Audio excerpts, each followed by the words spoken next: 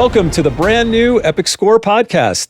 I'm your host, Gabe Shadid, owner of Epic Score, and I want to start by thanking all the fans and the clients that have supported Epic Score over the last 20 years. You're the reason this podcast exists now. I got to tell you though, it is ironic for me to be on this side of the microphone because I spent a whole career as a sound recording engineer on the other side of the microphone. So I don't have it all figured out, but I'm really excited to start this journey with you, and I hope you join me. Why a podcast? I want to support the next generation of creative people. After over 30 years in the entertainment industry and being asked so many times, how did I make my way through? I'm happy to share my journey, but I want the podcast to be more than that. So I've been sitting down and interviewing interesting and successful people in the entertainment industry, and not just music. And we've been doing deep dives into how they got in, their successes, their failures. And I really hope all these stories can inspire you and give you insight into what it takes to be successful in the entertainment industry. A second reason for the podcast, I want to build a community. I want to engage with the fans. I don't want this to be a one-way street. I want it to be back and forth. We haven't launched that yet, but we will soon, and there'll be more news on that later. My plan for the podcast is to release one episode per week. 1 week will be an interview, and the following week, I'll be here in the studio and we've got plenty to chat about. Today, I don't want to talk too long. I just wanted to introduce the podcast. I wanted to say hello, but I want to dive into my interview with Yoav Goren from Immediate Music. Immediate Music, you all probably know, has been very influential in the world of film trailer music. I really enjoyed my chat with Yoav, so grab some popcorn. I hope you enjoy it, and I will see you next week here in the studio, and then we'll dive more into the world of Epic Score. Thanks, everyone. Welcome to the Epic Score podcast. I'm Gabe Shadid. I'm your host, and my guest today is Yoav Goren from Immediate Music. And if you know Epic Score's music, I think it's a safe guess you know Immediate Music even more than Epic Score's music. I've been in the industry for 3 decades, and in my humble opinion, Immediate Music's music ushered in the modern era of the trailer music sound, the style, the impact. And I want to delve into that a little bit. So usually I start these conversations starting, how did you start out? But I want to fast forward about 10 years into your company. In 2004, Spider-Man 2, Tobey Maguire, a film trailer hit that hit like a ton of bricks. And the music hit hard, the trailer was impactful. And 2004 was before iPhones and social media, and Facebook barely started, YouTube wasn't even around yet. And that trailer basically went viral. It went viral in the industry, and the public started to really, push for that thing and find out what it was all about. And the piece of music in that trailer was Lacrimosa, Themes for Orchestra and Choir, Immediate Music. And the quality of that music matched any high budget film score. People started to find out that the fee was from a library track, a production piece of music, a pre-done piece of music. And that single piece of music had so much impact.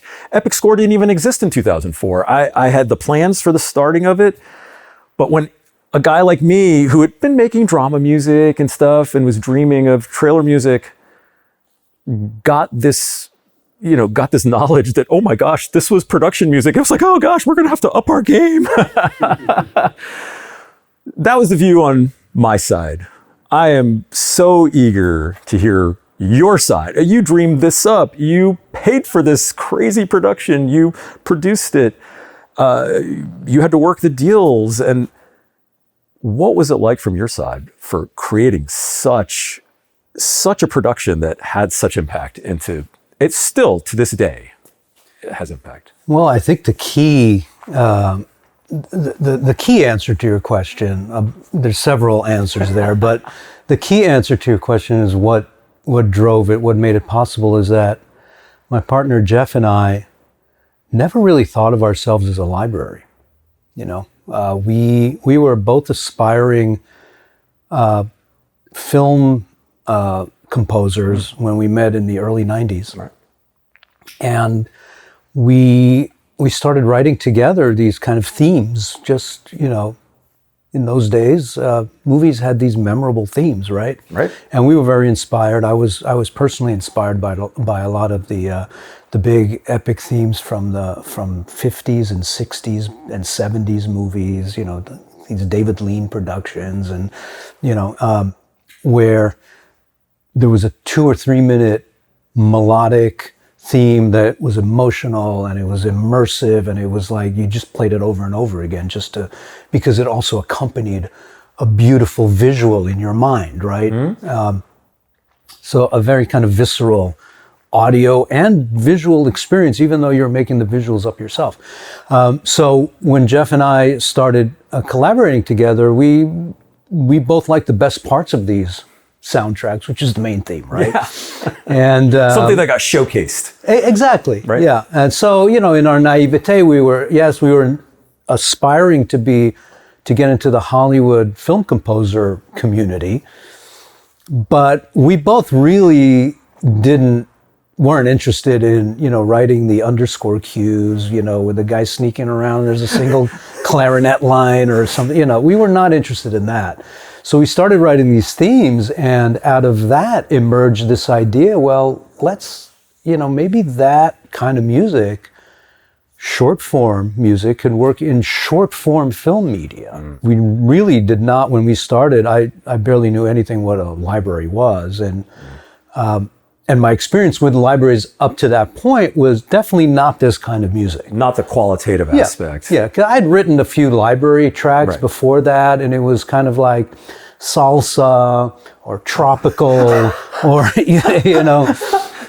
hip hop, early, sure. Late 80s hip hop, that kind of stuff. Fair enough. So when this opportunity came along to collaborate with somebody of the same type of sensibility, it was just a lot of fun. And then we listened to what we had done together, and we said, yeah, maybe maybe we could send it to a couple of trailer houses in town in LA, and maybe they can hire us to score their trailer. So we weren't even thinking about licensing then. Licensing was not a thing I even knew about. I see. So it was an aspiration to get to write this kind of music in a short form where they only needed the theme, right? Right. We don't want to do all the other boring stuff. Yes, that's right. Yeah. Yeah, so that's where that began. And so fast forward 10 years later to that moment where we were able to license an original piece of music that we had written to be in a trailer. It all started from that, whereas we just did it out of the love of what we wanted to do, and we were unburdened by knowledge of how production music works and what the guidelines are and what you can and cannot charge or anything like that. We were just guided by, we're going to spend our own money, we're going to hire orchestras and choirs and, Hollywood engineers, film score engineers. We're just going to... Was it Sean Murphy on one of them? It wasn't Sean Murphy in the first... we worked with Alan Meyerson. We worked with Jolie Wataki, with this guy called Mal Luker. These guys were all doing major A-list film scores at the time. And that's what we wanted. We wanted that sound. And the first one was recorded domestically? Yeah, so you alluded to the themes for orchestra and choir. Yes. So this is a series of releases that we did, which up to that point, so again, we're 10 years forward, right? So in the interim 10 years, we pretty much started out as scoring trailers, like original score for trailer. And then on our downtime, we created themes and cues and stuff like that. So you were actually scoring to picture on the trailers? Yes. See, these days, it seems like there's so much non-disclosure. They don't let a single thing out. The idea of somebody scoring a trailer, aside from an in-house composer at a trailer house, seems almost foreign concept. Well, I'll summarize it for you. My 30-year career in trailer music, it went from sending us the the picture to score, Right. to we can't send you the picture.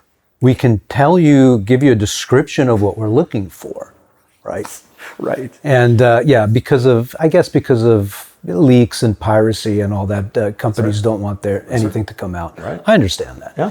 But it was much simpler time. Well, but that's what I say. When you say, "Oh, we were scoring them," I'm like, "Oh, did you go in house and they were like secretly showed you?" But they were actually sending it to you. Yeah, we went in house. They showed us the trailer, and then they gave us. At the time, it was early on. It was like 3/4 inch. Yeah, 3/4 inch videotape. Yeah. And we actually bought a machine in order to accommodate that. Then, of course, everything went digital. Right. So, but yeah, it was a blessing because we really, at that time, we were doing what we wanted to do, which is score the picture, right? But not have to deal with any of the nuances of a 2-hour feature film. It was a 2.5 minute trailer. It was great. Hit everybody on the head as hard as you can. Absolutely. For 2.5 minutes. OTT, over the top. So Spider-Man 2 came out in 2004. The trailer came out in 2004. How long did Themes for Orchestra and Choir exist before that license had occurred? Was it 2004? Was it 2003? 2002? When was it done and ready for showing it to potential clients? Yeah, I think we finished it in the summer of 2003. Okay. And maybe released it a couple of months later. I don't really recall the exact dates, but what I do remember is it was a huge undertaking for us. For anybody.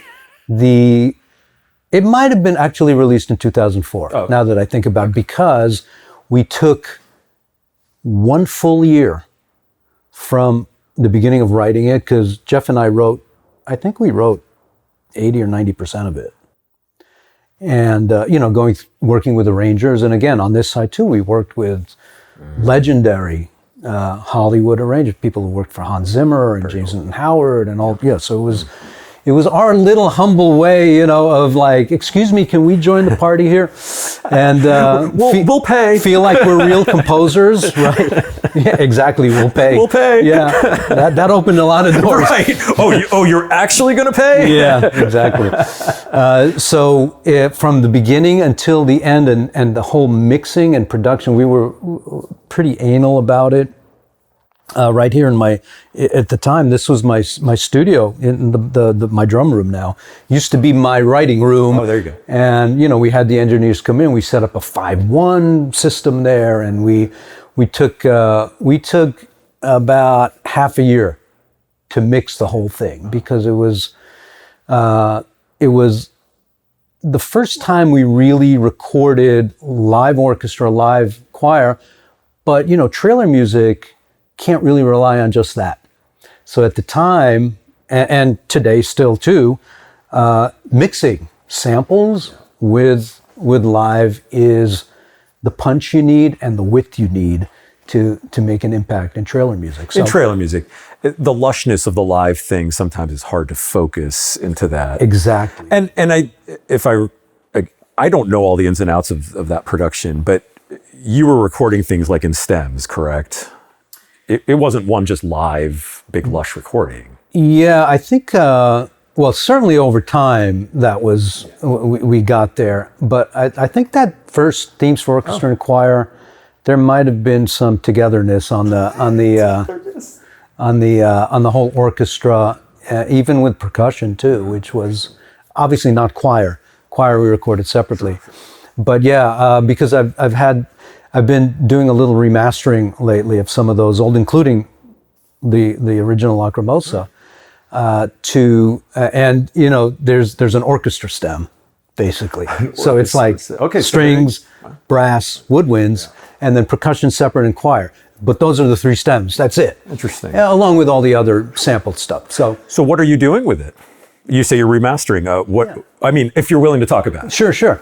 Well, also now I'm curious, like, what are you doing? Yeah, well, a few years after you mentioned 2004, iPod just came out, I think. Yeah, there wasn't any iPhone. There was no iPhone. Yeah, no social media, no YouTube, no right? Nothing, no nothing. If we forward to like 2008, so in 2004, somehow, that first disc that we made, Themes for Orchestra and Choir, #1, somehow started getting on the piracy site. The BitTorrents. Exactly. Right. Yeah. There was actually one thing called Pirate Bay. Yeah, thank you. Pirate Bay. Yeah, we were in somebody turned me onto it and said, "Hey, do you know your music is on there?" And I looked over there and I saw 80,000 downloads. I remember that number. Yeah. Of a certain track. That's right. And all the other tracks from that disc had like tens of thousands of downloads, and I kind of thought, well, this is the future. So in 2008, I started a label that reissued our trailer tracks to the public, basically. Globus. No, this is Trailerhead. Oh, yeah. What was Globus? Yeah, Globus is my epic rock band. Oh, no. Trailerhead. Okay. Yeah. All right. So I had this idea to put this music out commercially so people can enjoy it legitimately, right? But in that process too, I took all these, because I'm an old school album listening guy. Mm-hmm. I thought it was unfair to just put 1.5 or 2 minute pieces of music on there. So I did extra production on all these, including on Lacrimosa, to make them 3, 4, 5 minute long pieces with, beginning, a middle, and an end kind of a thing, instead of just bashing you on the head. So that album came out in 2008, and now I'm remastering some of the Trailerhead albums to re-release, and because I think I can get a better sound. That's always the case. I'm always looking for that extra 5 or 10%. I hear you. I always can think I can make it better. The tools change. More software comes out. Yeah. Somebody came up with a clever plugin that allows for this or that, and it didn't exist back when there's a new hardware box that comes out that just sums something, or there's something that changes, and now you have a potentially alternate take. And absolutely, yeah. And the goal is to not just reissue it for reissuing its sake. But it's also, you can put it out on vinyl. You can have that experience with this kind of music as a listening, for anybody who's still doing that. But it's also a yearning to bring out the elements in a piece of music. Fast forward 20 years, your sensibilities change too, right? Absolutely. So it's another way to stay creatively active, really. It's funny that you talked about the BitTorrents and stuff. My humble story is very similar from the standpoint of, so Epic Score, not to make this about me, but just background for everyone. We had gotten a license through APM for the theme to Planet Earth on Discovery Channel in 2007. And nobody knew who Epic Score was prior to that. But like the Lacrimosa Spider-Man moment, Planet Earth for Epic Score was similar on a lower scale, but similar in terms of we entered the public's consciousness at that moment. That's how I describe it. Who did that music? Yeah. And, I watched on these various forums, and somebody came on and said, oop, there it was. That's the company that did it. And almost immediately we started getting emails, and people started, hey, where can we buy it? And I was really a production guy, and I'm like, you can't buy it. It's just production music. I really had sort of a low opinion of myself or whatever. And I ended up, somebody had said something about a BitTorrent. I wasn't really familiar with that world, but I went on, and it's just as you said, it was tens of thousands, and you're just like, and I literally sat and asked myself, am I missing something? In 2009. And so I put 5 albums of Epic Score on iTunes. I remember that. With no marketing. And the fans just found it. Yeah. And the fans have been there for us. And that's the evolution to 2025 where we're sitting now. Right. I can't believe that we are having this. I'm a fanboy. I am sitting here 21 years later after I heard that Spider-Man 2 trailer, and we're sitting here talking about it. Yeah. And I am having the best time. I hope you're enjoying this, but I am having the best time because that was part of my sort of upbringing, in terms of coming of age into this industry. So, well, I made the transition. Well, I think it was always there, nascent in me, but the same way that I was a fanboy of these soundtracks that I say, you know, I listen as a kid. Right. I remember dropping the needle on the same Lawrence of Arabia theme over and over and over and over again. And so, yes, I'd been in business for 10 years and licensing music at that point, but it's also the artist in me appreciated the fact that people were clamoring to hear this music. And you have an obligation, you know, even if you want to stay hidden or anything like that, sharing this music with other people, that's why we do it. And it really has an impact. You know, I'll end up doing some podcast stuff where I'm just talking about Epic Score's background, but Epic Score's fans have looked out for us. Somebody imitated us on Spotify. Like somehow they somehow got access to upload as Epic Score. Yeah. Immediately, somebody emailed it, is this really you? And I'm like, oh, no. Yeah. And there's some other side effects, and I'll get into that some other day, but I'm very thankful for that. Yeah. So, all right, let's back up. 1994, is that when it started? I think 92/3. Okay. Yeah. How did it start? We know you loved film scores. You had a dream of either scoring or being an artist or any of these things potentially. How did Immediate Music? What was the inception? Well, I was working at a music store In LA? in Santa Monica, Which one? a mom and pop shop called Merrill's Music, Never heard of it. sold pianos. Oh, it was sold pianos. Pianos and some of these Casio and Yamaha all-in-one keyboards, you know, where you hit a button and you get a Latin beat, and then you hit a note and you get an automatic bass line. Bossa Nova. Yeah, exactly.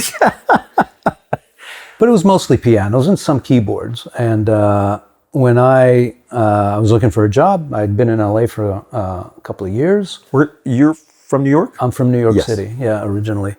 I'd been working there for a couple of years, and Merrill, the owner of the store, asked me to open a software bar in the store. So I set up, you know, because I was, you know, the whole MIDI thing was taking off back then, and so I set up this little corner of the store which had, you know, a Mac and a PC set up with various sequencing software, and we had a few modules because we weren't a Roland dealer or anything like that, but we had a few other, you know, lesser known synth modules and samplers that we... Did you have Passport Designs Master Tracks Pro? Did you run? Right? Remember? I haven't heard that name in a while. Yeah. That's what I started. Actually, I had a QX21, Wow. the sequencer, Yes. the hardware sequencer. That's right. That's what I started with when I was 18 years old. Wow. With a Roland D10. Yeah. And then... D10. But then in college... The poor man's D50. Yeah, I know. And it was no D50. I saw your D50 upstairs. By the way, we're in Yoav's personal studio. This is a really beautiful... It's a house dedicated to all manners of production. Yeah. We've got mixing upstairs and recording downstairs, and it's really fun. And this is a really cool studio. Yeah, so thank it's you. very neat. I was at the University of Maryland, College Park, and they had this discount for students on Mac computers in 1990. And I got an SE30. SE30. Yeah. And I got Passport Designs Master Track Pro. Right. And oh my gosh, the world opened up. Same with me. Because, you know, I graduated NYU Film School, actually. Wow. Was there an emphasis on what you were concentrating on in there? Not really. I was doing everything in production, but, you know, I made my own films, and I edited others, and I did sound design and editing and scoring, of course, at that time. But the issue I always had with film, and even after I graduated, I was like discouraged because you had to rely on a host of other people. You could have the most airtight, passionate vision about making film, but in those days, and probably also, and today I can attest to that, you need other people. You need bodies. It's collaborative, right? Right. So when MIDI started coming out, it was that moment. It was like, you mean I could do the guitar part by playing on the piano? It was really the springboard to all this, really. That technology really opened up everything for a DIY person such as myself. I moved on from Passport Designs to Opcode Vision. Did you use Opcode Vision? I knew Opcode Vision. I knew how to use it. Okay. I had it, but my preferred software was Performer. Performer. And I remember at university, I took a music class, and this was like, I think 1987. And they had a little Mac Plus set up with Performer 1.0. Wow. And if you look up in my studio today, I'm running Digital Performer 11.3, whatever it is. So I'm still a Digital Performer guy, and I think nobody under the age of 60 is. So I'm going to try to tell this as fast as possible, but this just goes to just learning about yourself, learning about industry. And I was using Opcode Vision. Great program. I didn't know anything about anything. I just, bought software, installed it, and started playing with it, and something wouldn't work in the program. And I thought it was me. I didn't know better. And I finally was like, I don't think it's me. So they actually had a phone number for tech support back in the day. Yes. I called them up and I said, I do this, but it doesn't work. And they were like, okay, let's check it out. And they go, do this. And they're like, oh, you're right, it doesn't work. You found a bug. And they're like, oh, thanks. And I was like, I'm like, oh, well, amazing. What's that? They're like, well, you found a replicatable problem, a repeatable problem. I was like, okay. So I'm using the program, something doesn't work. I go, okay, it really doesn't work. I call them up and they're like, oh, you found another bug. And I'm like, do they not like me? It turned out it was the opposite. When a user could find problems in the software that were reproducible, that was very valuable to them. And I did that probably 3, 4, 5 times, something like that. I kept calling in. They were kind of like, it was almost like an OU again, Yeah. And I was like, do this, it doesn't work. They're like, yep, that's another bug. Amazing.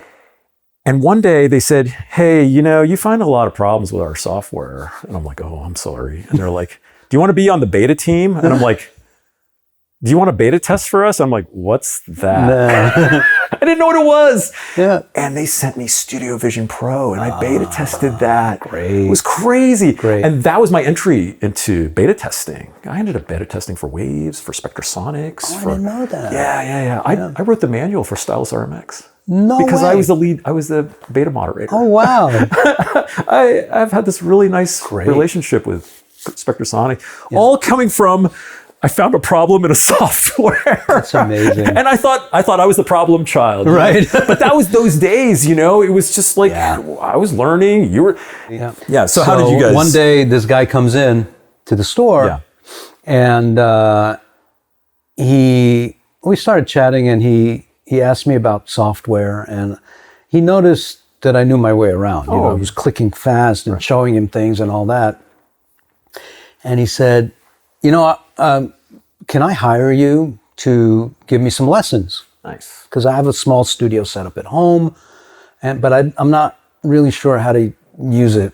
I'm not a tech guy, so I need some lessons basically. And at that time, I had already established like a private lesson clientele. Oh, nice. Because I had this tech corner in the store, right? So this wasn't out of the blue for you? It wasn't out of the blue. Yeah. I had also actually done a weekly, after the store closed, in like on a Tuesday evening, I devised a course and I called it Mitigation. And nice. And in the store, it was useful because you had all this gear around that you could plug in and demonstrate and all that kind of stuff. And people used to come to the store, right? So they paid a fee for the. So I'd been doing that for about a year, and I really enjoyed that because I really do love teaching. Right. So when Jeff came in to the store. He was, okay, another guy who's interested in lessons. So I went over to his place in Santa Monica, his apartment. And I started teaching, he asked me for a discount because he said, I'll commit to 10 lessons. Oh, right? Bulk discount. Bulk discount. So I immediately knew who I was dealing with.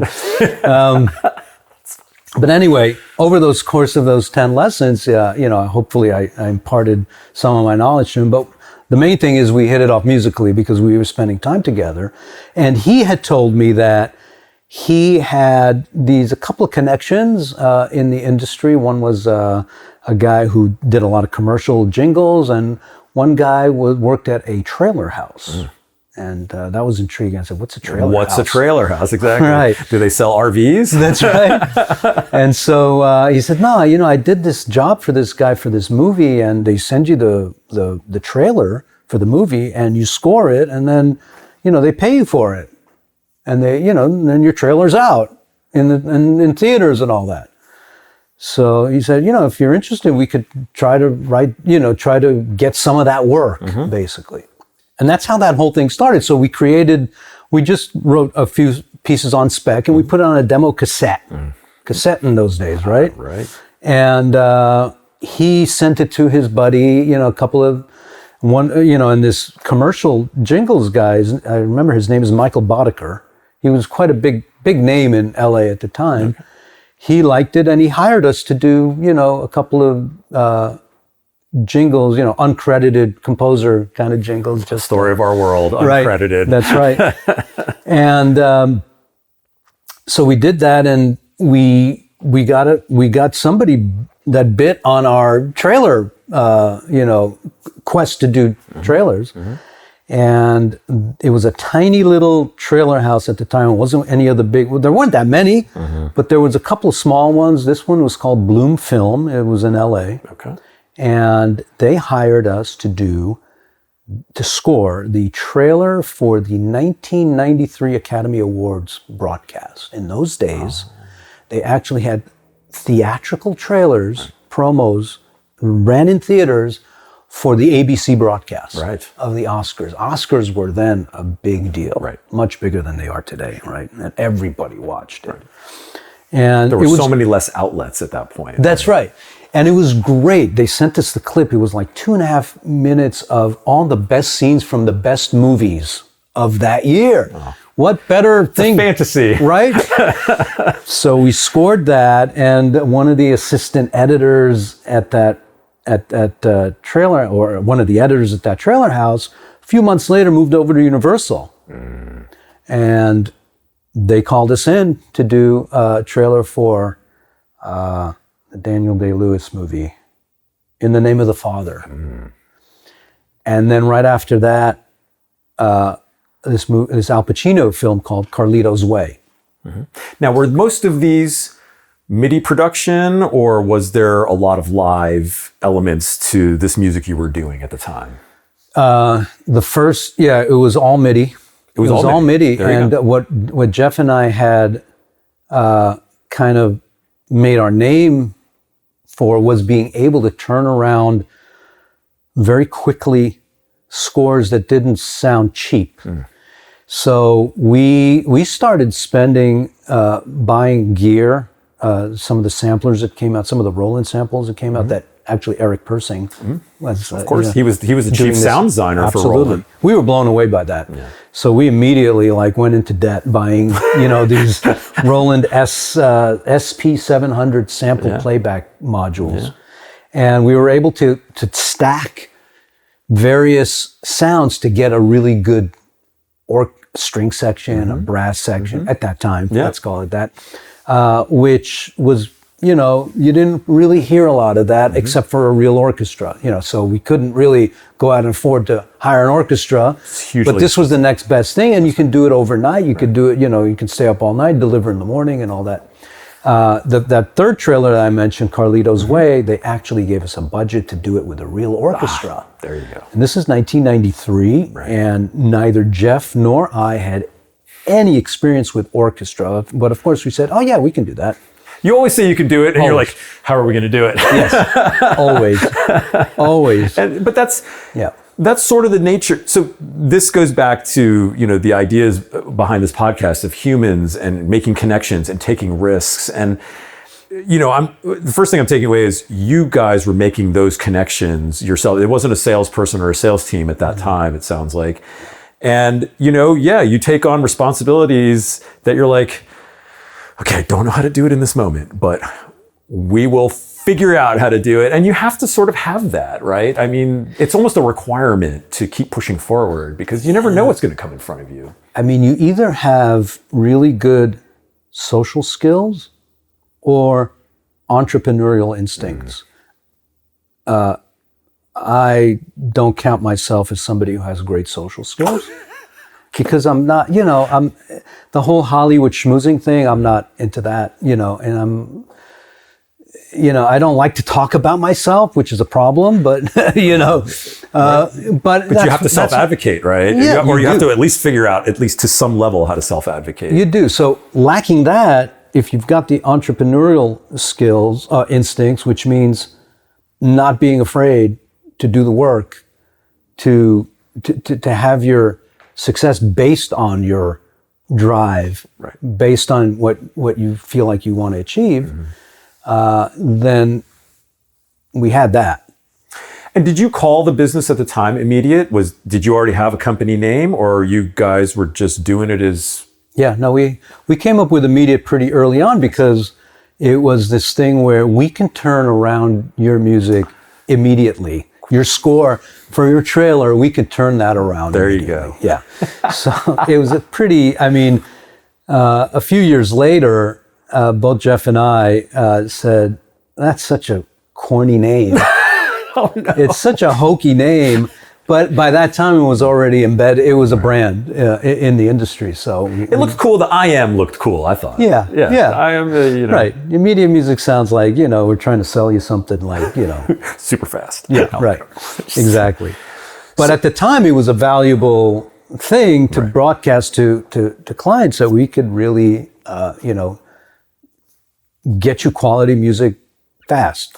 Is it fair to say after those 3 trailers, if Carlito's Way was the third, was the word out on you guys? Were people starting to, were other trailer production and film marketing starting to understand who and what you guys were? How did the word keep getting out? Well, so we took it upon ourselves because we started, that Carlito's Way trailer was in like 93, I believe. And at that point it was a great trailer, but it wasn't like we were doing one of these a day or one of these a week or even one of these a month. Right. So in our downtime, we just kind of continued writing stuff we liked to write without any association to any picture.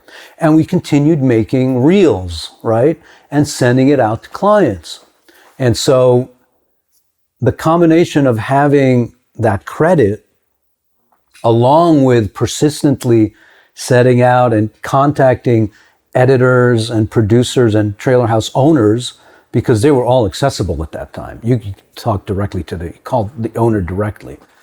As a matter of fact, just side story, I remember one trailer owner, we called his office and his assistant answered. And I said who I was, and the assistant put the phone, hey, it's Internet from Immediate Music. And we heard the boss on the other said, tell him we don't need any music. But it was just, this week? How about next week? Yeah, that's right. Yeah. So it was just kind of this constant reaching out and supplying new music, and the light bulb moment and the road to expanding our kind of footprint and branding was when one of the trailer houses called Aspect Ratio, which still a thing today, called us because we had done some work for them, some custom work for them, and they called us, we've got this job. And I said, I was getting ready to hear the details of, what the custom job was. And they said, no, wait, that cassette you sent us? We want to use one of your tracks on that cassette. You don't have to do any work. We just want to use that track. And that was a light bulb moment. It was like, okay. Because scoring in those days was like you're rushing to finish, and we spent so many all-nighters. All-nighters. Trying to get these, and by the time, it's like a Frankenstein piece by the time, and you're just like in zombie land, at 8:00 in the morning while a messenger is waiting at your door to pick up the tape. But with these cues that we were creating on our own, we took our time. We took 2 weeks to write and record and to mix and all that. So we were very proud of these pieces because they were fully fleshed out, fully produced. This was our vision. And when somebody called us and said, we want to use that music, it was like, we can continue doing that. We can just create these things and then license it.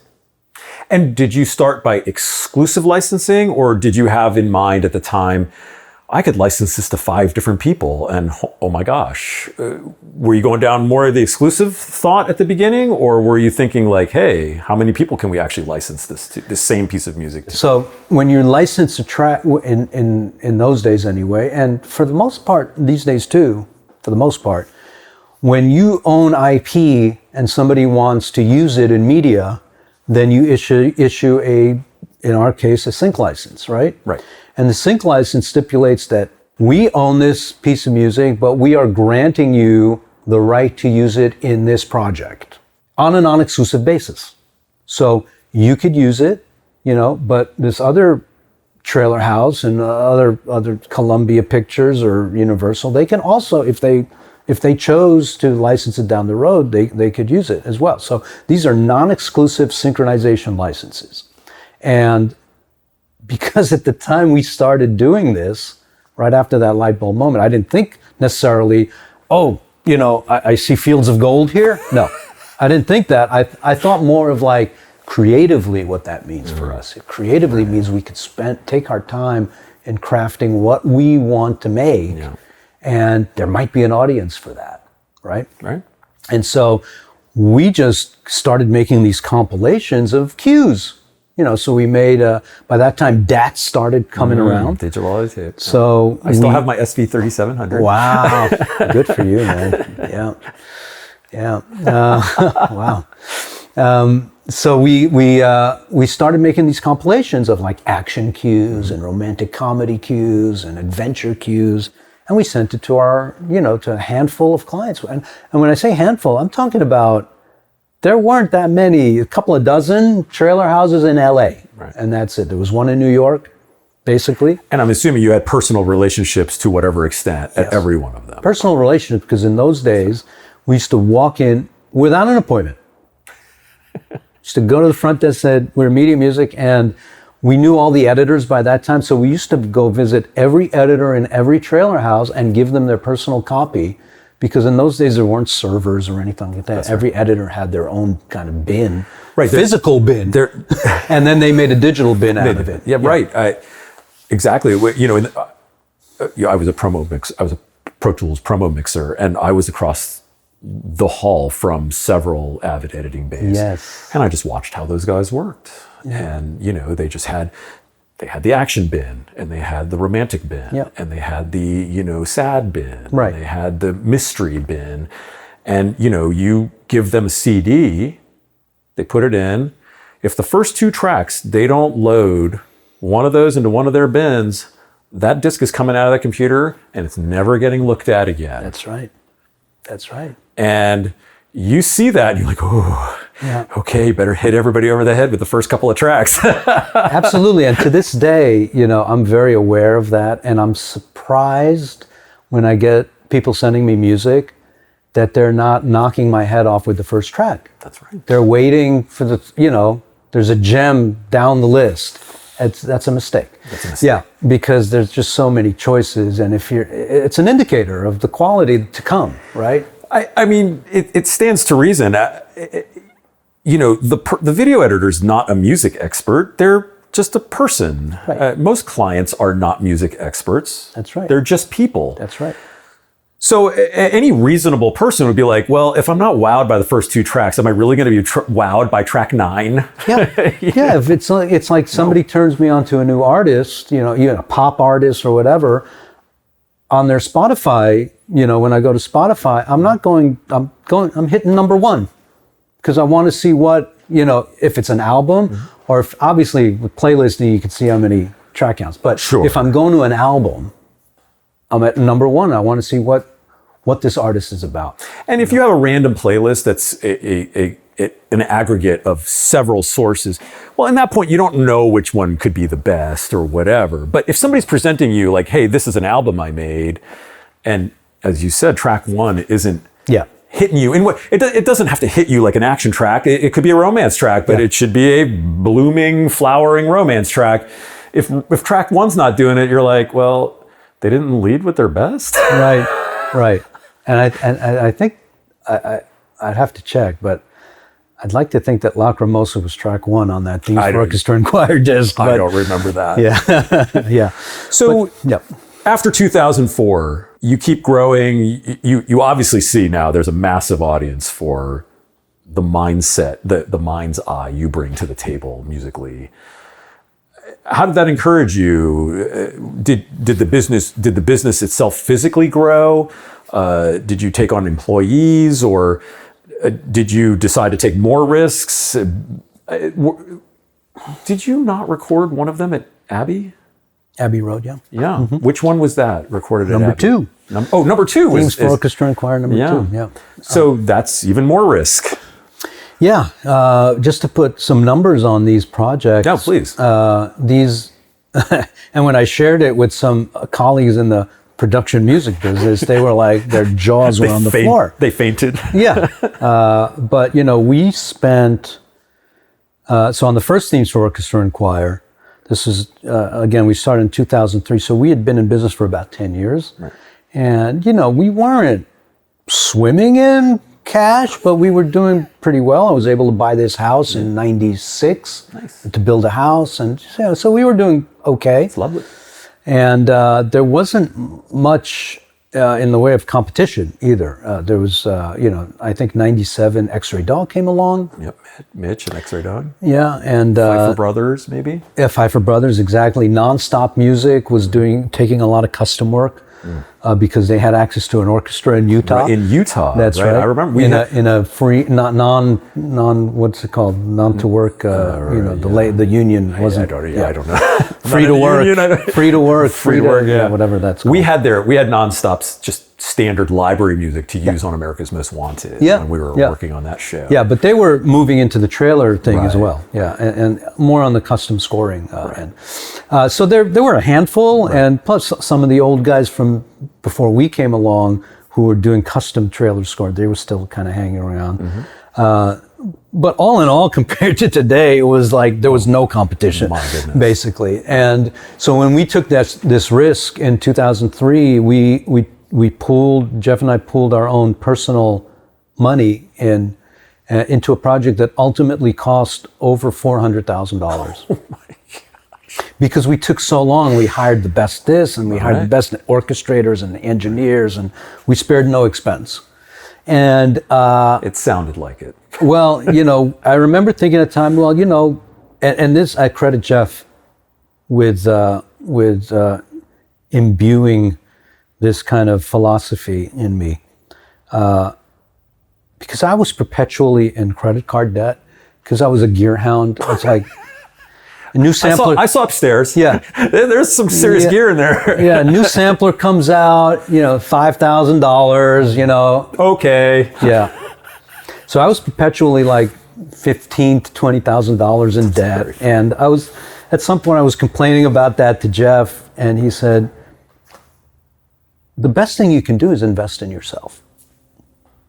Fair enough. And using that philosophy, it all made sense to invest hundreds of thousands of dollars into this production. And I thought, okay, well, it's an investment in the future, maybe in 3 years we'll make it back, and I bet you it was quicker than that. It was 3 months. Oh my gosh. Yeah. Because when people got a hold of this disc, there was nothing like it. There was nothing like it. There was nothing like Period. it. And to your point about, licensing non-exclusively, pieces licensed multiple times, and every track on that disc licensed multiple times. Amazing. Yeah.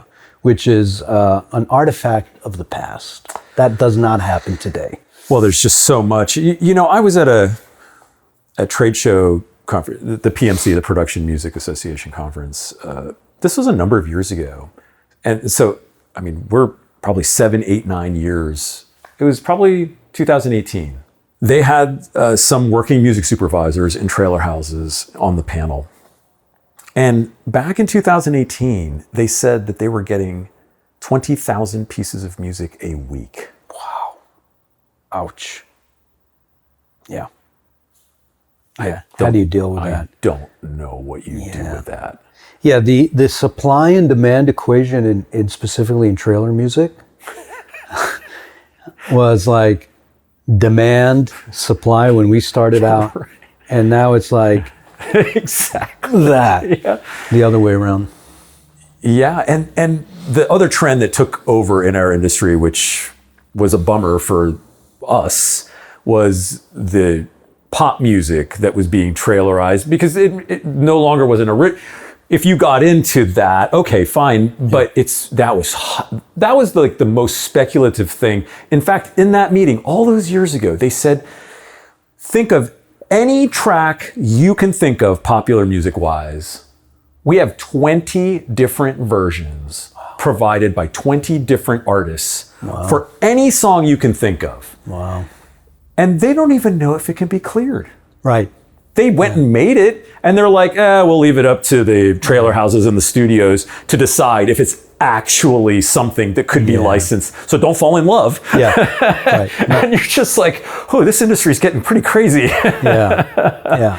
I mean, there's a huge benefit to owning both sides of a composition, the composition and the master. And, it's called turnkey licensing, basically, where somebody can come to a source and get a perpetual non-exclusive license or exclusive. We've done a bunch of exclusive licenses that were, into the six figures, basically. Mm-hmm. And it's not exclusive forever. It's just exclusive for like a few months. A period of time. Yeah. Exactly. Right. And but that, in those days, we had many instances of the same piece of music in 2 or even 3 different trailers simultaneously. Yeah. And that started becoming an issue. Right. And it's the evolution of trailers they were always marketing tools, but over time, especially with the internet, they became branding tools. Yes. So if you're branding something, you have more attention focused on the music and also attracting a certain brand look, right, or sound. Mm-hmm. So, I want to put that Pink song in there because people know that song. That's right. And they will be attracted to the trailer as opposed to some no-name, orchestral or whatever, or electronic track that drives more the art form of the trailer as opposed to the branding element. And that's why pop music, but it's also a confluence of events where the publishing and music industry was on its face, basically, in the mid-2000s after Napster and all that. That's right. And they were looking for, where are we going to make money? Because up till then, it was like if you approached a publisher about a trailer track, to put a trailer, in the CD era, you didn't get a call back. That's right. And now it's flipped. It's like they're sending, supervisors, and that's why they're getting flooded with 20,000 tracks, because all these labels are sending music directly to these supervisors. After we started producing, every couple of years we produced the Themes for Orchestra and Choir project, similar scale, big, huge productions. Went to London, once to Abbey Road, once to Air Studios. Another great, fantastic studio. And look, we spared no expense. We were successful and we loved doing it. Which composer does not dream of sitting in front of the London Symphony Orchestra and having their music played? That to me was the reward. Incredible. And then the bonus was that a few dozen producers in Hollywood enjoyed the music enough to, legitimately think that it will help their marketing campaigns on their movies. And so they put it into trailers. So over the next few years, we were coasting on that success and our business grew until about 2009, I believe, where there was a perfect storm of events. There was a strike in Hollywood. There was a global recession, the financial 2008, and at the same time, marketing budgets plummeted among the studios. They, the way the licensing business worked, for those who don't know, is that an editor picks a track of music and then they send you a quote request, right? For a sync license. Right. And In those days, it was fax machines. You fax back a quote request, and then you pretty much felt like, okay, great, this is going to happen.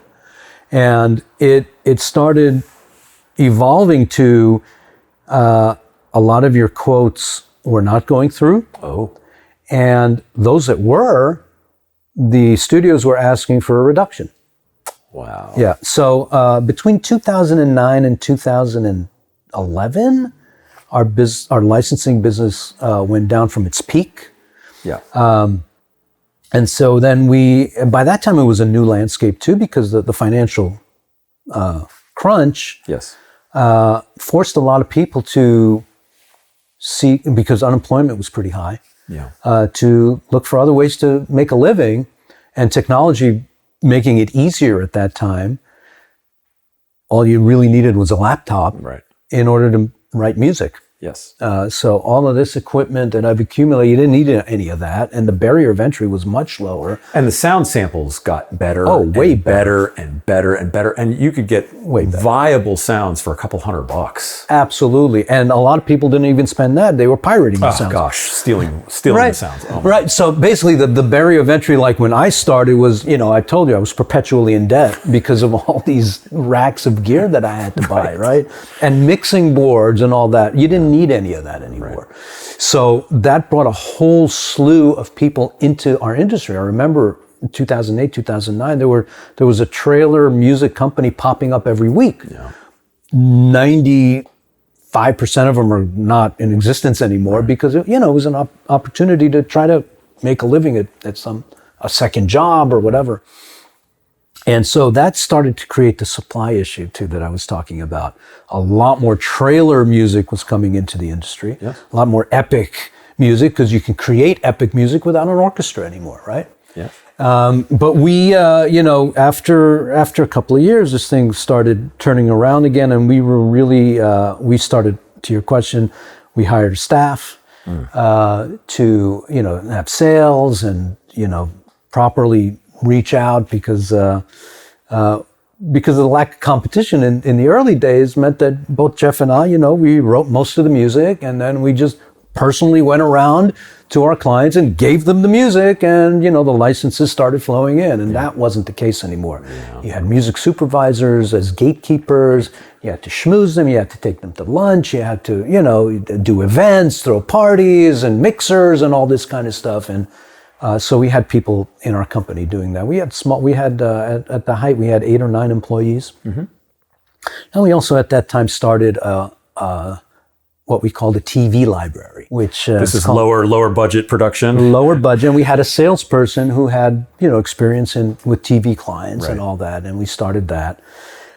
So we diversified our business because the trailer thing was getting a little more difficult. But we were fortunately able to come out of that, and between 2012 and 2017, we still were doing big productions. We also at that time had in-house composers. So Jeff and I were writing less and just producing. We produced everything. Every note was went through us. Right. And doing these big projects, that was a full-time job basically. Yes. But between 2012 and 2017, we kind of brought back the numbers to where they were, basically. Nice. And, at that time, it was 25 years in business. And we saw an opportunity to sell. BMG? We sold to this company, BMG, who, by the way, the X-Ray Dog founder, Mitch had... a year before that, I believe, sold his company. He had sold X-Ray. And he became the head of production music at BMG. Right. And so he approached us about, hey, come and join our team here. And we felt very comfortable because I knew Mitch since, as a matter of fact, first time I met Mitch was right in this house, in that studio there, where he and Tim, his partner, came to meet with Jeff and I. They had just started X-Ray Dog, and they wanted immediate music to distribute them because we were already in. Yeah.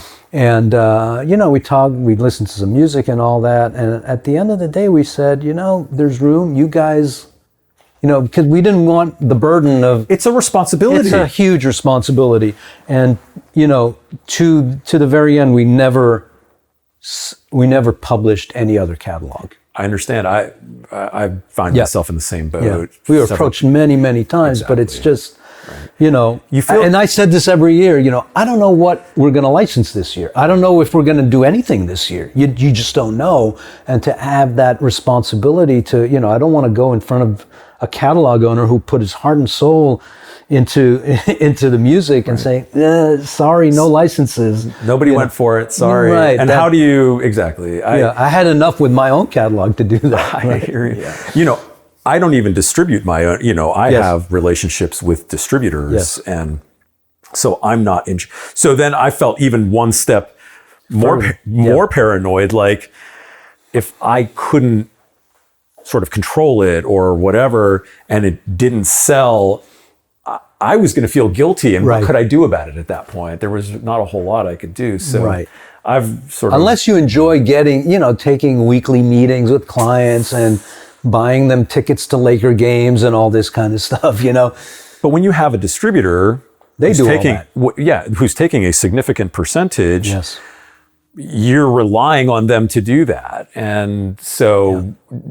So if I was going to take something on and then market it specifically, I'm like, hey, and they're still taking their full percentage. And I'm like, all right. Have you ever changed distributors in the US? Not in the US. APM, I've been with APM since the beginning. Wow. They've got a huge team there. And as a background thing, when Epic Score started, I had to make a decision. This is why I was asking you about exclusive earlier. So I came up with my own terms for it. And, I had to choose, was Epic Score going to be boutique, which I considered like Immediate Music and Pfeiffer and X-Ray and all those things. I considered those boutique.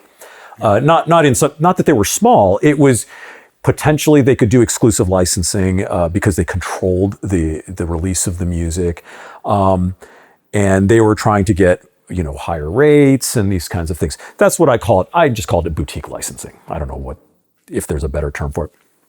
As opposed to what I call general distribution, where you have a distributor like APM Music, which is my distributor, and this is always very funny to me. They're half owned by Sony EMI and half owned by Universal BMG. So around the world, they try to crush each other. Yes. But in the United States, they got together and they made a single distributor. And you're like, how does that work? And they also, in the United States, have their own libraries. Yeah, that's right. They still separately do some. And so you're just like, I mean, if that is to me a lesson in corporate, like if you want to understand corporate thinking, like this is a fascinating case study. Yeah. But a guy who I'm a small footprint, so you make a relationship with a large distributor. They have a relationship with every network, every cable channel, every film studio, every game company. Yeah. And you just like every, and you're like, I could never gain access. Absolutely. And okay, they're going to take their percentage, but I think that's going to be a bigger pie take a percentage of it, then and I had that basis of writing for Sonaton, which was a general distribution catalog around the world. So that was the only world and you saw how lucrative it was potentially lucrative. And so I said, okay, the boutique thing is very interesting to me. I think we make boutique style music, but I don't have those connections. And how long would it take me to ramp up? I had a family and all those responsibilities. Right. You sometimes have to staff up. That's right. And so exactly, a salesperson, you're getting a percentage. And you start looking at the percent. I always say to people, if you want to make in Hollywood all the money, you can't be in Hollywood. Right. In Hollywood, the pie gets split in so many ways. And if you don't understand that, don't come to Hollywood. Right. It's true. And so, I understood and I could see a viable business plan in the general distribution. And the boutique, as attractive as it was, I just didn't think I could ramp it up in a way that made sense, where I didn't want to be a Pro Tools mixer for the rest of my life. Right. So I went down that road, and I always debated back and forth. Did I make the right decision?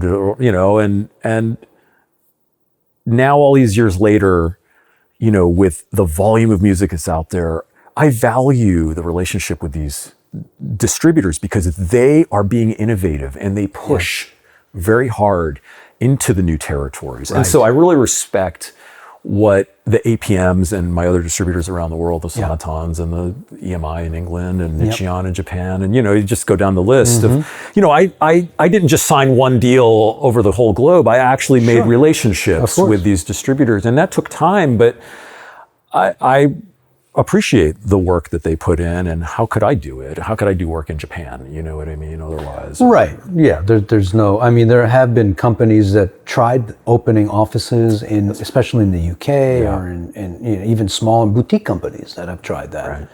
And it usually doesn't. It's hard. Work out. It's hard. Yeah. Yeah. You need relationships on the ground that already have, they can get into the BBC, and they already have deals to get your music in. Those existing deals. You put music out and it's available immediately to an entire network, and you're like, okay, that is. And that's the value, like you said, of relationship with people in the industry. And again, we can look at all these AI tools, and we sometimes get intoxicated with how much we can do with AI. And we can do a lot, but use it as a tool. Use it as a tool to develop yourself, to maybe save some time on some tasks. Efficiency, right? Efficiency. Maybe use it as an inspiration for creative ideas. That's fine too. And when it comes to music, I think, I view it as a real great opportunity to, and this might be simplifying things, but when you think about AI, and what it creates, it's all based on the past. That's right. It's retrospective. And you have an opportunity to create the new. Forge new creative. Absolutely. And I think this is going to be good. Ultimately, I see this as a renaissance for human creativity because it will force us to get away from the, being lazy. The loop thing, right? Loop. Because now AI can do that.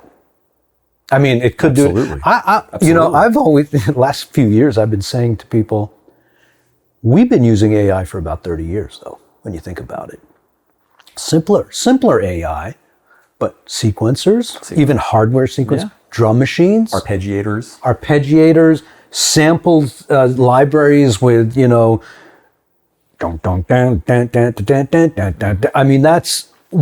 that's already created for, you didn't prompt it, but still you could find whatever you want in a loop. And you can, the GarageBand mentality is that you don't have to be a musician, you just drag a loop and that's AI as well, right? In its way, in a more rudimentary form. Exactly, in a more basic, so we've had these tools. Drummers were petrified of drum machines in the 80s, I remember this. Everybody was using drum machines, and then until they didn't. Everybody's using AI now, but I think this intoxication with it, this attraction to it, is kind of a short-term hit, really. Yeah. And we will realize the value of human, authentic creativity. We'll be able to discern it a little better than what AI puts out. There's going to be room for everything. There is going to be room for AI because a lot of production music, if you just think about the function of production music, it's not about really a unique artist in many ways. In a lot of ways. It's about getting the right music for the right picture. So if it does have to be a tropical track, it doesn't necessarily have to be a tropical track by Dua Lipa, right? It just needs to work. Yeah, it has to fit within the genre, the style that they're looking for. Exactly. So when you think about the production music business basis, we need as much content as possible and to spend as little on cost of goods as possible. And AI is a brilliant solution for that. The only hitch is until it gets sorted out, the legality of the copyright and all that, we're still safe in this world until it gets legislated. Basically. Right. Basically, I think a court decision came down a few months ago at this point. If you put a prompt into a music generating AI, you cannot copyright that piece of music. You can use it, you can do stuff with it, but you don't own it. And I think that saves this industry for a period of time. Yeah. The other court case that came down, which is might be a precedent. There was a court case that came. I'm sure you've heard about it, and I'm sure your listeners have heard of it. So I'm not saying anything new here, but just reiterating. Sure. Anthropic, who I think makes Claude, they were sued by a bunch of publishers, book publishers, for learning on their materials, right? Yeah. And the judgment came against Anthropic, but not because the judgment was Anthropic can use your books for their LLM, right? They can. It's fair use. But why they were given the $1.5 billion award was because they acquired that illegally through sites that those books were on that they didn't pay for. Yeah. So I equate it, in the music industry, forgetting about AI for a moment. Let's say you love John Williams, right? And you've raised on his music for 50 years now, right? That's me. Right? Jerry Goldsmith, James Newton Howard, Hans Zimmer. Yeah. You've absorbed all this and you're writing your epic score stuff, right? You've, in a way, machine learned on existing IP. Right? But nobody's coming, unless you like rip a few bars, Rip a straight theme exactly. off. You're influenced by it. We're all artists are influenced by art that came before them. Right? That's the nature of our evolution, I think, to an extent, right? Exactly. And, writing a book is also that way. If I want to write a book about the history of Madagascar, I can go to the library, I can look online, and I could just read up on it from other sources, and then I'm writing my own book about it. My uncle, it's funny that you say that. My uncle worked for the Library of Congress, and he wrote reference books. So he wrote a book about where to find other books. Right. There you go. So in a way, it is fair use. That's what the case, the verdict was, is that it's fair use. They can do it, but because in this specific case, they got it off illegal sharing sites, they got ruled against. So I know the major labels are now suing Suno and Udio based on the same thing. And after this ruling came out, they added that to their complaint. They said, and they stream ripped our music. The main thing to come out of this is this going to be a fair use thing? Or is it going to be a copyright? Because, in one of these Suno or Udio, if I put my own music, if I create something, I play something, I put it in there, I say, do an arrangement with orchestra and whatever. I own that music. That's carved out from that language. If you just prompt and deliver prompt something without any kind of source, without any context material, you don't own that. But according to their terms, you do own something where you input your own original music and it spits out something. You own what it spits out. So it's complicated, and it's changing. It seems to be changing. It's too embryonic at this point to really discern. There's a lot of fear out there about it, justifiable, not just in music, but in every industry.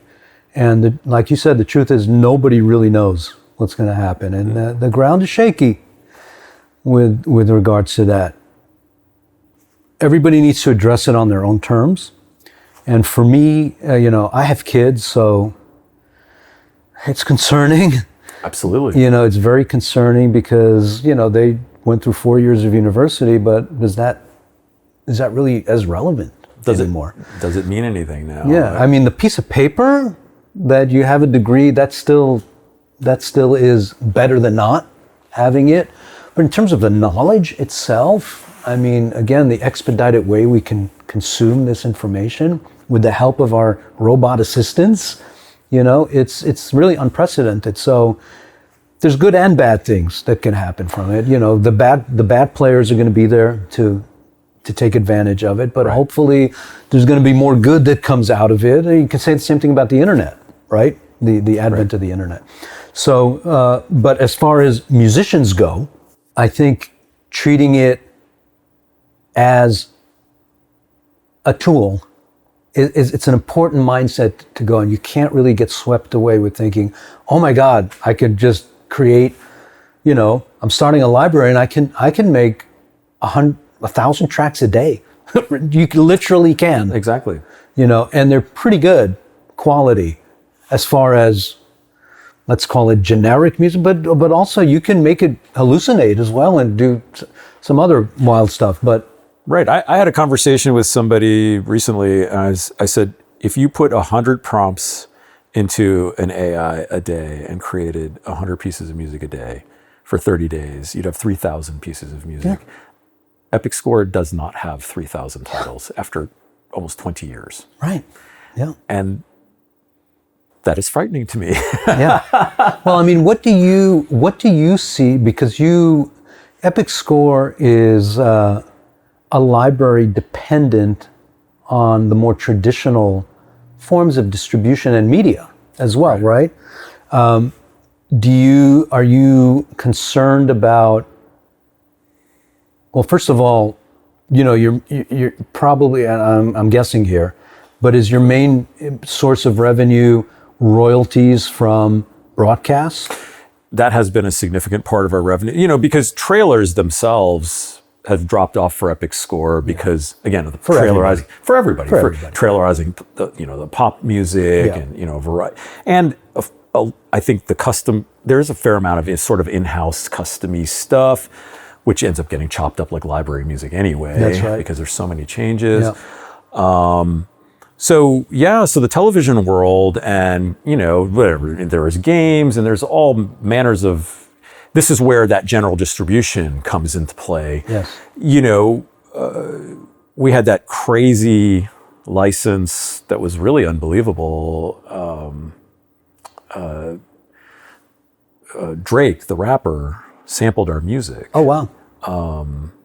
In 2023. That was, oh my. It was the craziest. That's awesome. It came out of the blue. Do you mind if I tell a story? Yeah, no, I'm interested. Very interesting. Okay, I got a phone call from one of the big salespeople at APM, Adam White's, and he calls me and says, "Hey, I have some news I think you're going to find interesting." And I'm like, "Okay." I mean, I've been at this a long time. Right. I'm thinking to myself in my head, I'm like, I've been kind of been around the block. He's calling me at 8 a.m. his time. I'm like, what's going on? And basically he says, the artist Drake? And I'm like, who doesn't?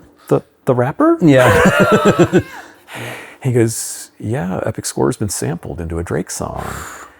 And I was like, wait, what? And that comes with percentages of this and that. APM is adept at that kind of, again, thank you, APM. Yes. They're adept at learning how to work the deal on something like that. Sure. So 2 weeks later, the song debuted at #1 on the Billboard Hot 100. Oh my gosh. Are you kidding me?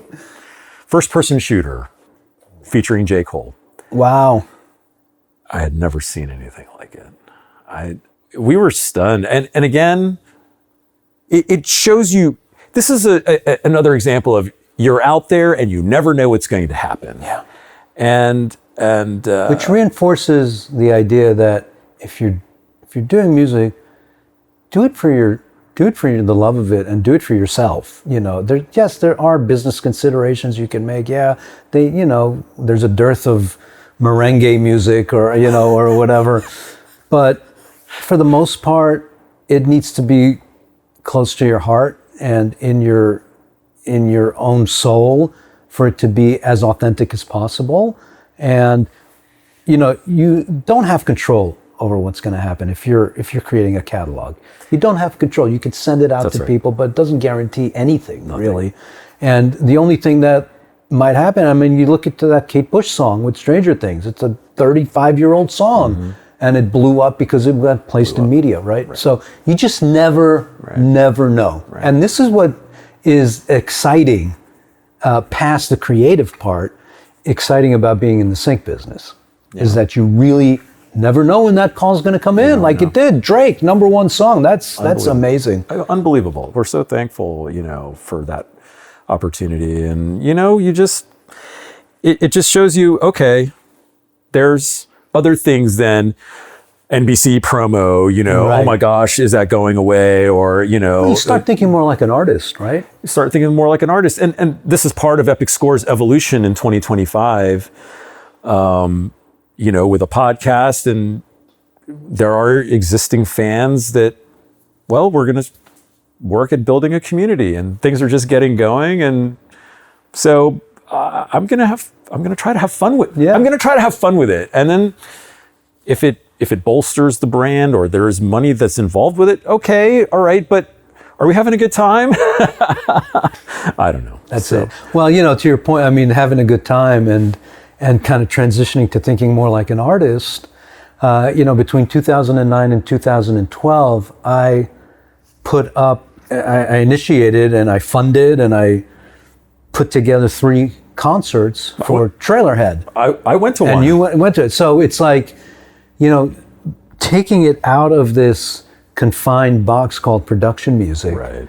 and bringing it, especially if people are consuming it online and, we have fans and, people are passionate about this kind of music, maybe one day Trailerhead and Epic Score could be live together. I am not against that idea. Right. That would be. I've actually had some conversations with people like, could you imagine if Epic Score was involved in a live concert someday? How insane would that be? I'll propose you something right now, and we have not talked about. We have not talked about this. But for years I've been thinking, and people are saying you're crazy. That's like burning money. I want to do an epic music festival. All right, that sounds insane. You invite all the big artists in this genre. I mean, it's a big genre, but it's not as big as it should be. Let's call it that, right?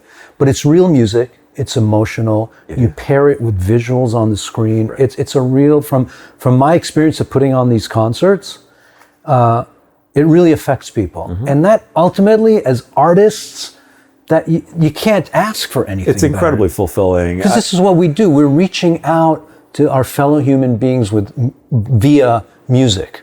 This is our form of communication, right? Yeah. And it sounds corny, but really, with decades of life behind us, I think you and I both agree. There's really nothing more important than bonds with your fellow human beings.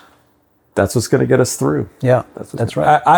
That's a fun, fascinating idea, and it would be fun to talk to you about that more. Yeah. All right, what do you have in front of you now?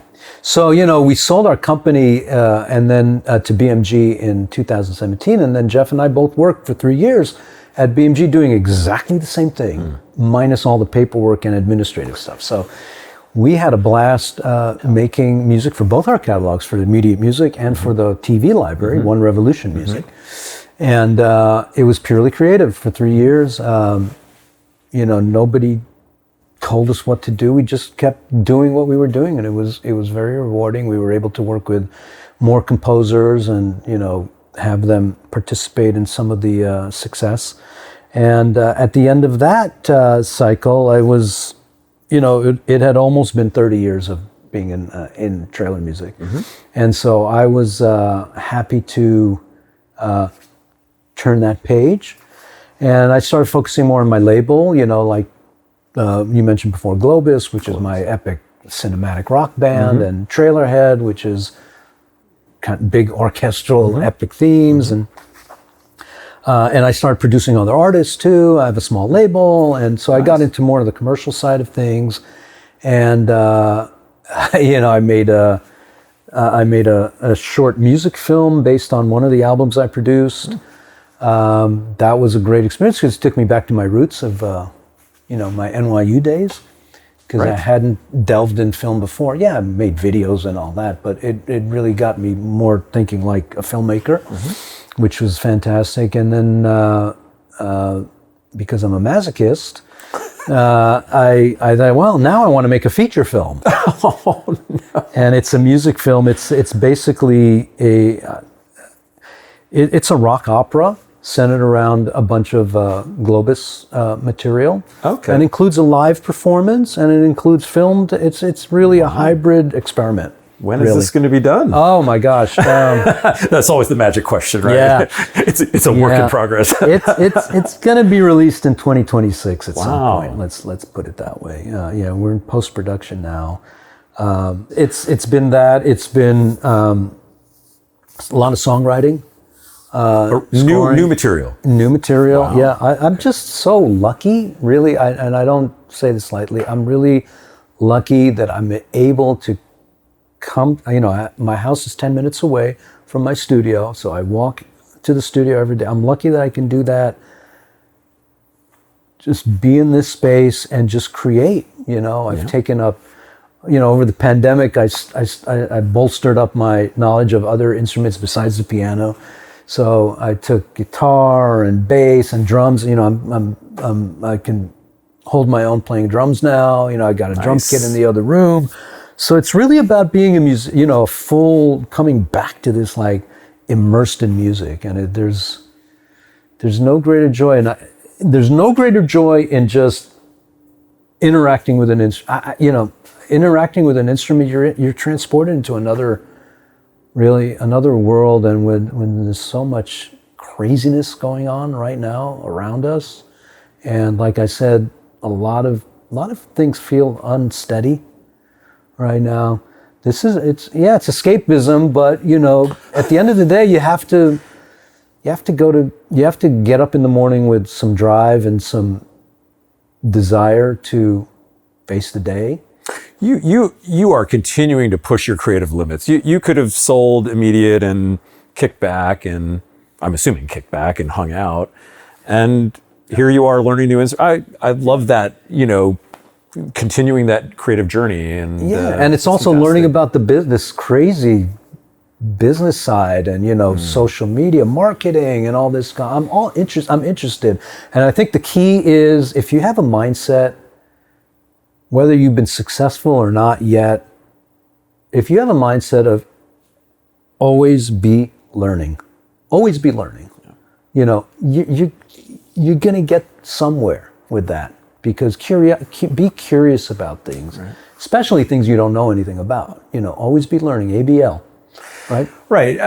Some people just, I can't look like I don't know what's going on or whatever. And it's like, no, it's okay. And especially if you are willing to, like you say, keep learning and ask questions. And, I've, over the decades, I've met so many interesting people. And that's part of what why this podcast has come about, is I've had these conversations with people, and I was really sad. I was the only one standing there having this conversation with the person, because they just had such cool experiences. And just like this conversation today, but hey, we have cameras going. Yeah. Yay. Right. They are rolling, right? No, but I mean, that's part of it. And I take a little tidbit away. And it's not like, I talked to that person so I could, gain their knowledge. It's not that. It's that you just learn interesting things from other people's experiences, and it gives you another perspective. And totally. And I feel like sometimes it's hard for us to see other perspectives. So when you chat with somebody, it's perspective about ourselves or whatever that may be. And so you talk to people who have other experience, and that's really cool. I never kind of saw it that way. Or wow, look how they apply. And it's just it's also in this field too. A lot of times what you run into, and it's rare, with you, we've never had that. We've always been very open with each other about the bit. But a lot of times you'll run into people who are kind of like defensive. Cagey. They don't want to talk because they view you as the competition, right? Where it's never. And I go back to that X-ray doc story. It's like we encourage them to go out. There's plenty of room. Be creative, because the tide will raise all the boats, right? So especially in a composer-led library community, I've never felt that. It's more on the other side where non-composers are involved in libraries and in productions, that there's a sense of, we got to beat this other guy, right. And it's a nice bonding for creative people, when you take out all the business stuff away, it's like, I want to learn, you know, what inspired you to write that piece of music, right? It's like, that's really fascinating to me, because it could come from anything, and maybe that'll help me the next time, think differently about approaching creativity and letting yourself go and open yourself up to that. And others' experiences really do shape that, you know. That's why we read biographies of Beethoven and, just to kind of get a little bit of... See, that struggle. That's right. No, absolutely. And, be humble and always be learning, and like genuinely humble. Like, you don't know anything. I mean, I'm saying I don't know. Right. I don't know anything. Right. I'm open. I'm open. I'm willing to learn. Yep. I want to thank you for this conversation today. This has been such a pleasure for me, and I hope the listeners and viewers can take a little tidbit away. And there's a lot of tidbits here. Yeah. I think there's a lot of tidbits. Yeah. And it was fun talking with you. And heck, we could, if you're up to it, I would happily do this again someday. Absolutely. So thank you. My pleasure. All right. Thank you, Gabe.